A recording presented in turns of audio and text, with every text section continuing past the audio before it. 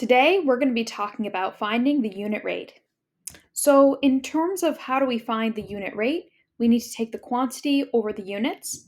Then we need to divide the numerator and denominator by the number of units, so that therefore we end up getting the quantity over 1, right? We want quantity per 1 unit. So, for example, we don't want to know how much someone makes in 4 hours. We want to know how much they make per 1 hour, how many dollars per hour, how many meters per second, and so on.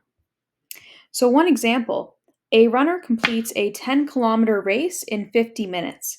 What is the unit rate in kilometers per minute? So, per 1 minute rather than per 50 minutes. So, we know that unit rate is equal to the quantity over the units. So, in this case, the quantity is 10 kilometers and it is 50 minutes. It's going to take 50 minutes for them to do that. And we want to know the unit rate in kilometers per minute, kilometers per 1 minute. So what I'm going to do then is divide both by 50. So that way in the denominator, we get 50 divided by 50, which is 1. So in the denominator, we get per 1 minute or per minute. And then 10 divided by 50 is going to give us 1/5 of a kilometer or 0.2.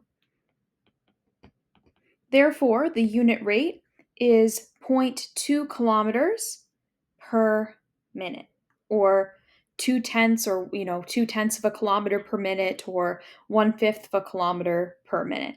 Any of those is fine. A second example says that a grocery store sells 3 pounds of apples for $6. What is the unit rate of cost per pound? So instead of knowing how much it costs for 3 pounds, I want to know at this rate, how much does it cost for 1 pound? So the unit rate, once again, is going to be the quantity over the units.